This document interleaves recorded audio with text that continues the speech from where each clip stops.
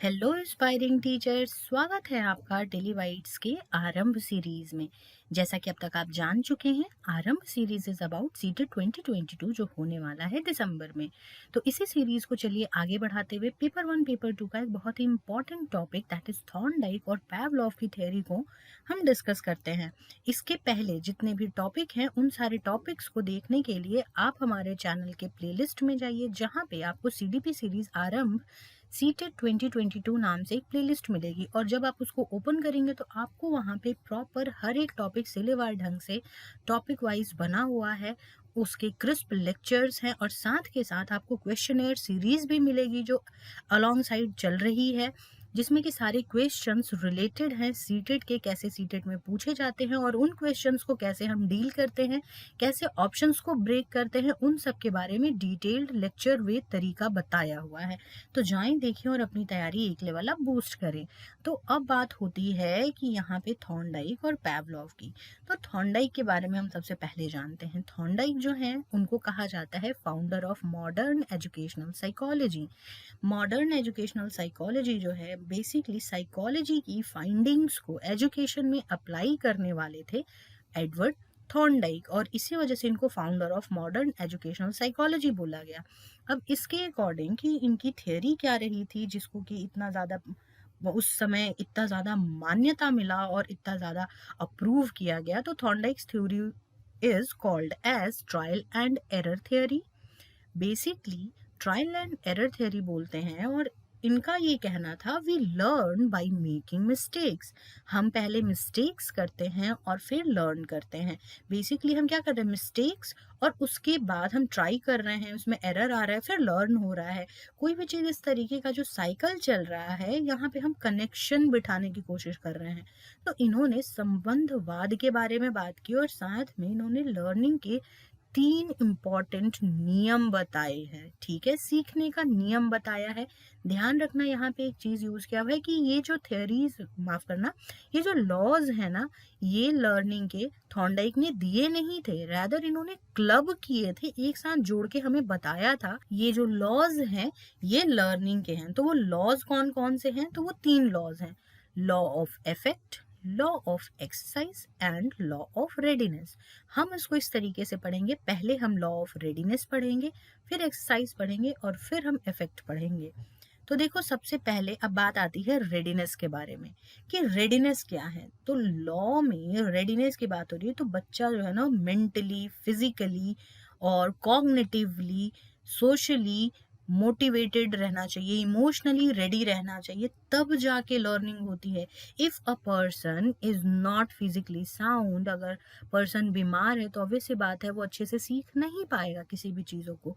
या फिर कॉग्निटिवली यानी कि मेंटली अगर प्रिपेयर्ड नहीं है, मेंटली बहुत अच्छे से सारी चीज़ें नहीं हो पाई हैं, एज इन कि I am here right now listening to आरंभ series, but I am not listening properly, मैं नहीं ध्यान से सुन रही हूँ। तो इस टाइम पे क्या होगा कि मैं यहाँ प्रेजेंट होके भी नहीं रहूंगी, जिसकी वजह से मेरे कॉन्सेप्ट्स मिस हो जाएंगे। साथ में सोशली भी रेडी होना बहुत ज़रूरी है। सोशली रेडी होने का मतलब कि आपको सोसाइटी में एक्सेप्टेंस मिली हो, आपको पहचाना जाता हो, आपकी पहचान हो, रिकग्निशन हो, कुछ ना कुछ एक सोसाइटी में आपका मान हो। और सोसाइटी, फैमिली भी एक सोसाइटी है, तो एक फैमिली हो जहाँ पे कि आपको अपनत्व की भावना हो, लव केयर वाली भावना हो। तो लॉ ऑफ रेडीनेस का ये एक अहम टूल है। एंड लास्टली मोटिवेटेड होना चाहिए और इमोशनली रेडी भी होना चाहिए।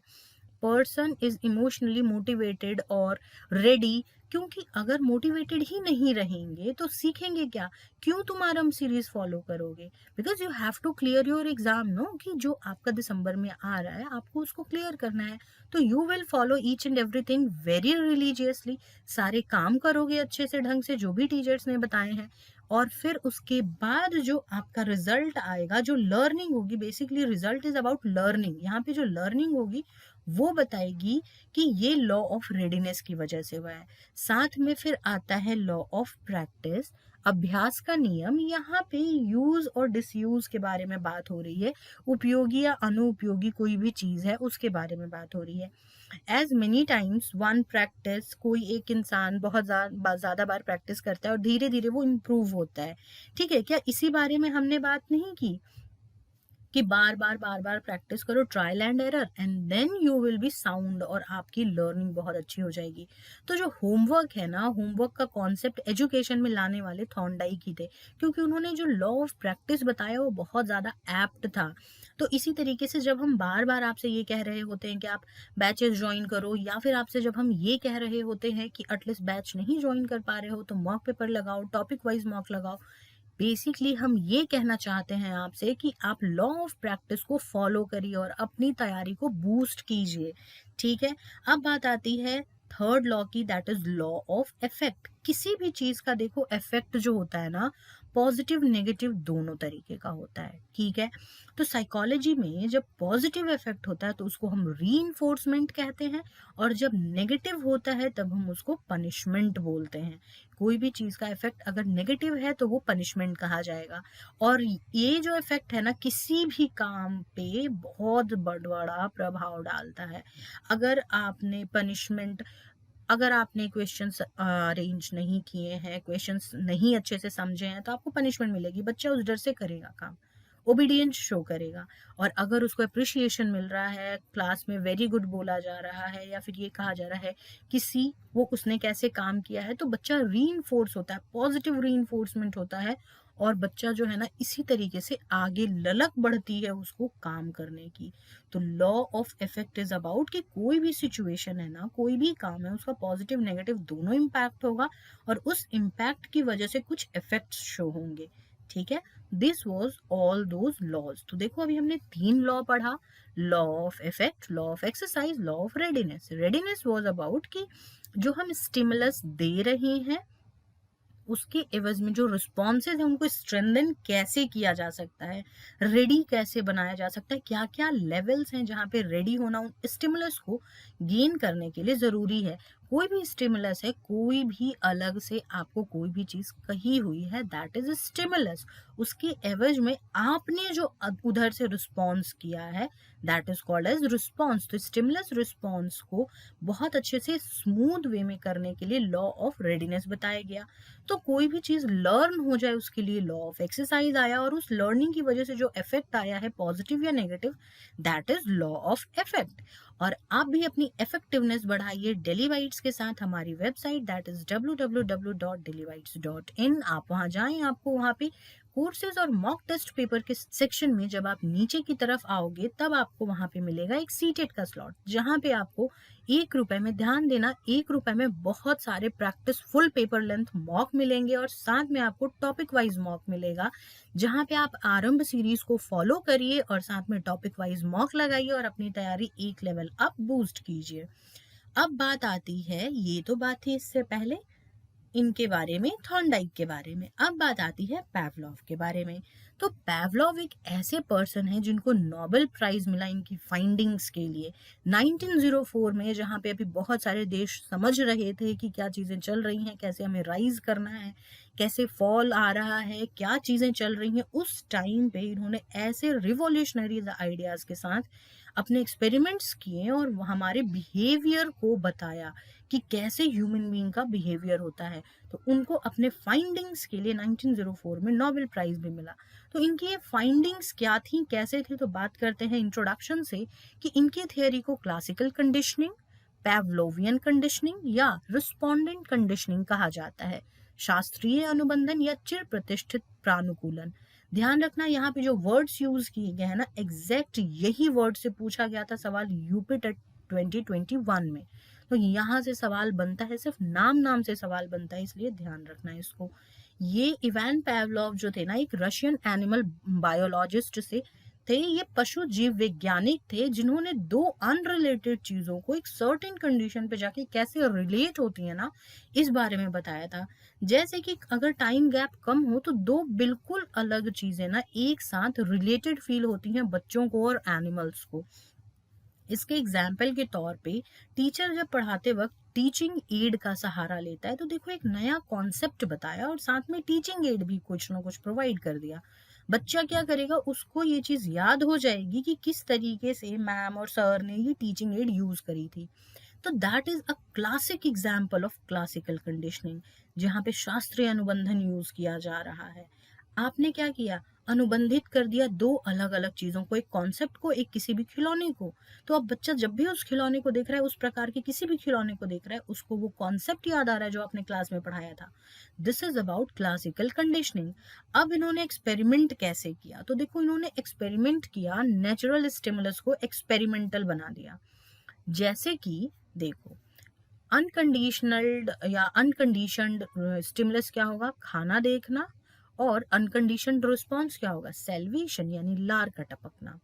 बहुत तुम्हें भूख लगी है और तुम्हारी पसंदीदा चीज जैसे कि समोसा है और बिरयानी है और एनीथिंग ऑफ दैट शॉर्ट, और मे भी गोलगप्पे हैं, या फिर तुम्हें स्पाइसी बहुत पसंद है तो वो चीजें रखी हुई हैं। जिनको मीठा बहुत पसंद है तो कई सारे प्रकार के बहुत सारी अच्छी अच्छी मिठाइयाँ रखी हुई हैं। तो अब क्या होगा, मुंह में अपने आप लार बनना शुरू हो जाएगा। दैट इज अनकंडीशनड स्टिमुलस, की भूख लगी थी, खाना दिखा और अनकंडीशनड रिस्पॉन्स आया। दैट इज कि सेल्वेशन, लार टपकाना। ठीक है। अब इन्होंने क्या किया, इसी को कंडीशनड स्टिमुलस बना दिया, बेल बजाया, खाना दिया, तो कुत्ते का लार टपकना शुरू हो गया। तो इस चीज को इन्होंने एक्सपेरिमेंट के थ्रू प्रूव कर दिया कि कैसे दो अनरिलेटेड चीजें अगर बहुत ही कम समय अंतराल पे होती हैं तो बहुत ज्यादा एक साथ रिलेटेड एनिमल्स और चिल्ड्रन के दिमाग में होती हैं। ध्यान देना, यहाँ पे कोई भी स्टिमुलस हो, चाहे वो कंडीशनड हो या अनकंडीशनड हो, रिस्पॉन्स है वो सेम है। सेलिवेशन हो रहा है, हर बार सेलिवेशन हो रहा है, हर बार लार टपक रहा है। तो यहाँ पे कोई भी चीज आ रही है लेकिन सेलिवेशन बना हुआ है। तो अब इन्होंने एक्सपेरिमेंट किया कैसे, तो देखो सबसे पहले क्या था, बेल बजाया, खाना आया, कुत्ता जो है लार टपकाने लगा। ठीक है। दूसरी बार इन्होंने किया, फिर यही सेम चीज, सेम प्रोसेस वो निभाते चले गए। बेल बजाया, खाना दिया, सेलिब्रेशन होना शुरू हो गया। ठीक है। अब ये कैसे किया इन्होंने, कि कुत्ते को 4 घंटे के लिए भूखा छोड़ दिया, फिर खाना दिया, बेल बजा दिया, खाना दिया, बेल बजा दिया। कुत्ते के दिमाग में धीरे धीरे धीरे ये ओवर अ वीक ऐसे ही होते चला गया कि जो खाना मिल रहा है, बेल बज रहा है, खाना मिल रहा है। पहले इन्होंने 4 4 घंटे का अंतराल रखा, फिर उसके बाद समय इधर उधर चेंज किया, फिर उसके बाद कुछ और चीजें चेंज करी। तो हर बार उन्होंने खाना दिया, बेल बजाया। अब 5वीं बार में क्या हुआ, 5वें वीक में क्या हुआ, इन्होंने बेल बजाया पर खाना नहीं दिया। पर उसके दिमाग में क्या था कि बेल बजाया यानी खाना आएगा, सेलिब्रेशन चालू हो गया, लार टपकना शुरू हो गया। ठीक है। फिर से इन्होंने बेल बजाया पर खाना नहीं दिया, सेलिब्रेशन होते रह गया। फिर बेल बजाया, खाना दिया, सेलिब्रेशन जैसे आ रहा था वैसे ही आ गया। कुत्ता इज लाइक ऑन, ठीक है, जो चीजें चल रही थी वही चल रही हैं। लेकिन अगली मर्तबा इन्होंने क्या किया कि बेल बजाया, 4 बजे बेल बजाया और 2 बजे खाना दिया। ठीक है। 4 बजे सुबह में, माफ करना, 4 बजे सुबह में अगर बेल बजाया है, 6 बजे खाना दिया, सेलिब्रेशन नहीं हुआ, क्योंकि कुत्ते को समझ आ गई थी कि हो सकता है कभी टाइम का अंतर हो रहा हो। फिर बेल बजाया इन्होंने और खाना नहीं दिया, खाना दिया लेकिन सेलिब्रेशन नहीं हुआ। 2 बजे बेल बजाया, खाना दे दिया लेकिन सेलिब्रेशन नहीं हुआ। फिर बेल बजाया, खाना नहीं दिया, सेलिब्रेशन नहीं हुआ। 4 बजे, 2 बजे, 3 बजे, 6 बजे, 8 बजे इन्होंने बेल बजाया, खाना नहीं दिया, सेलिब्रेशन नहीं हो रहा है, खाना नहीं दिया, सेलिब्रेशन नहीं हो रहा है, बेल बजा रहे, खाना नहीं दे रहे, सेलिब्रेशन नहीं हो रहा है। कुत्ते को ये बात समझ गई कि बेल बजाना और खाना देने का कोई जो आपस में रिलेशन है ना, वो है नहीं। ठीक है। और फिर फाइनली इन्होंने क्या किया, काफी दिन तक ये चलते रहा, और फिर उन्होंने बेल बजाया और खाना दिया, और ये बस 1 वीक किया और कुत्ते को वापस से ये चीजें आ गई कि 2 बजे बेल बजाए, खाना मिल रहा है, दैट मीन्स कि लार टपकेगा। 4 बजा बेल बजा, खाना मिल रहा है, लार टपकेगा। 6 बजे बेल बजा, लार टपका, खाना मिलेगा। अब धीरे धीरे उन्होंने क्या किया, इस चीज को वापस से, ये जो स्टार्टिंग में किया था कि 2 बजे बेल बजाया, फिर 2 बजे खाना दे दिया, फिर 4 बजे बेल बजाया, 5 बजे खाना दिया, इस वाली चीज को कुत्ता वापस से रिवाइज कर गया। पहले इनको 6 वीक लगा इस चीज को अगर कंप्लीट करने में, तो बाद में इनको सिर्फ 1 वीक लगा और 1.5 वीक लगा उन सारे पीछे के प्रोसेसेस को वापस कुत्ते को याद दिलाने में। ठीक है, तो अब देखो बेसिकली इन्होंने प्रोसेस ऑफ लर्निंग बताया, थॉर्नडाइक ने लॉज ऑफ लर्निंग बताया और पैवलोव ने प्रोसेस ऑफ लर्निंग बताया, जिसमें इन्होंने बताया कि पहले एक्यूजिशन होता है, नया बिहेवियर लर्न किया जाता है, फिर नए बिहेवियर को जनरलाइज कर दिया जाता है। जैसे कुत्ते ने जनरलाइज कर दिया कि बेल बज रहा है खाना आ रहा है, बेल बज रहा है खाना आ रहा है। ठीक है, फिर उसने डिस्क्रिमिनेट किया कि किस प्रकार की बेल बज रही है तो किस प्रकार उसको खाना मिल रहा है। कभी बीच में कुत्ता ये सीख गया कि बेल एक प्रकार की जब घंटी बज रही है तब खाना आ रहा है, दूसरे प्रकार की घंटी बज रही है खाना नहीं आ रहा है, तीसरे प्रकार की घंटी बज रही है खाना आ रहा है, चौथी प्रकार की घंटी बज रही है खाना नहीं आ रहा है। तो उसने डिस्क्रिमिनेट कर लिया और कब कब बेल बज रहा है उसने उसके दिमाग ने इस चीज को समझ लिया, तो उसने भेद कर लिया कि क्या अंतर है। ठीक है, फिर फाइनली उसको कई बार ऐसा हुआ कि बेल बजा, हर टाइप का बेल बजा और खाना मिल रहा है, उसको कोई फर्क नहीं पड़ रहा है, सेल्वेशन हो रहा है। और फिर एक पॉइंट ऑफ टाइम ऐसा आया कि बेल बज रहा है लेकिन खाना नहीं मिल रहा, बेल बज रहा है किसी भी प्रकार का 1 2 3 4 किसी भी प्रकार का बेल बज रहा है लेकिन खाना नहीं मिल रहा है। अब इसकी वजह से क्या हुआ कि धीरे धीरे धीरे धीरे उसका जो एक्यूजिशन था, जो लर्निंग थी, वो गायब हो गई, जो रिस्पॉन्स आ रहा था, जो कंडीशनड था ना उसको, वो गायब हो गया। लेकिन फिर एक ऐसा प्रोसेस आया जब बेल बजा और खाना मिला तो कुत्ते का जो वापस से सेलिब्रेशन था वो शुरू हो गया, यानी कि स्पॉन्टेनियस रिकवरी हुई। कुत्ते को वापस से याद आ गया कि बेल बज रहा है तो खाना मिल रहा है। पहले क्या किया, एक प्रकार का बेल बजाया, कुछ घंटे अंतराल पे बजाया, फिर बेल की आवाज बदल दी, फिर बेल का स्टाइल बदल दिया कि पहले 2 बार रिंग करता था अब 4 बार रिंग करता है, और हर बार पहले कुत्ता सेलिब्रेट करता था फिर बाद में नहीं करने लगा। और फिर से फाइनली कुत्ते को समझ में आया कि बेल बजने और खाने का कोई रिलेशन नहीं है, पर जैसे ही बेल बजा के खाना आया कुत्ते को ये सारी चीजें याद आ गई। तो that is called conditioned stimulus का कंडीशनड रिस्पॉन्स। तो इन्होंने ये बताया और इसकी वजह से हमें लर्निंग ग्राफ मिला कि किसी भी चीज को लर्न करने के लिए एक पर्टिकुलर समय लगता है, फिर एक टाइम के बाद लर्निंग प्लेट्यू आ जाता है जहाँ पे पूरी कंप्लीट लर्निंग हो गई है, और फिर धीरे धीरे लर्निंग डिप आता है जहाँ पे कि हम भूल जाते हैं, एक्सटिंक्शन हो जाता है, भूल जाते हैं। और फिर वापस से जब कुत्ते के साथ वही चीज बेल बजा के खाना दिलाने वाली जो टेक्निक है वापस से शुरू की गई, तो देखो पहले जितना समय लगा था उतना समय अब नहीं लग रहा है। तो ये जो ग्राफ बना है this is called as spontaneous recovery का ग्राफ। ये जो टाइम आपको दिख रहा है दैट इज स्पॉन्टेनियस रिकवरी। तो अब देखो इनके एजुकेशन इम्प्लीकेशन भी बहुत सारे हैं, जिसमें सबसे पहला है कि बिहेवियर में बदलाव लाया जा सकता है, love fair for any subject, emotional processes को जो है ना मैनिपुलेट किया जा सकता है, गुड हैबिट्स को डेवलप किया जा सकता है और बैड हैबिट्स का उसको बिल्कुल हटाया जा सकता है, और एसोसिएट किया जा सकता है किसी भी टास्क को with learning task, teaching it, किसी भी टास्क को लर्निंग से अटैच किया जा सकता है। और फिर उसके बाद जनरलाइज किया जा सकता है, किसी भी चीज को जनरलाइज करके इक्वेट कर देगा, बच्चों को सामान्यकरण की प्रक्रिया से समझा दिया गया और उसको इक्वेट करके बता दिया गया कि पहले ये था बाद में ये है, तो अब ये दोनों आपस में a is equals to B, b is equals to c, तो a is equals to c, तो जनरलाइज करके इक्वेट कर दिया गया। डिस्क्रिमिनेट करना भी बताया जा सकता है कि एक प्रकार का जब बेल बजता है तभी खाना आता है, दूसरे प्रकार का जब बेल बजता है तो खाना नहीं आता है, तो ये डिस्क्रिमिनेशन भी सिखाया जा सकता है।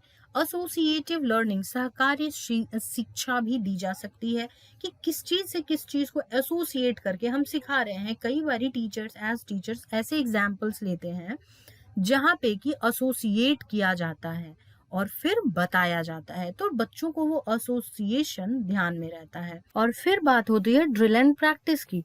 अभ्यास करना, बार बार बेल बजाने की वजह से एक सर्टेन टाइप का रिस्पॉन्स आ रहा था, तो ये क्या हो रहा है, उसको कुत्ते को प्रैक्टिस कराई जा रही है कि कैसे बेल पे कैसा रिस्पॉन्स करना है, एंड साथ में मोटिवेशन कि जब कुत्ते ने लार टपकाई उसको खाना मिला, जब कुत्ते ने लार टपकाई उसको खाना मिला, और जब कुत्ते ने लार नहीं टपकाई खाना नहीं मिला।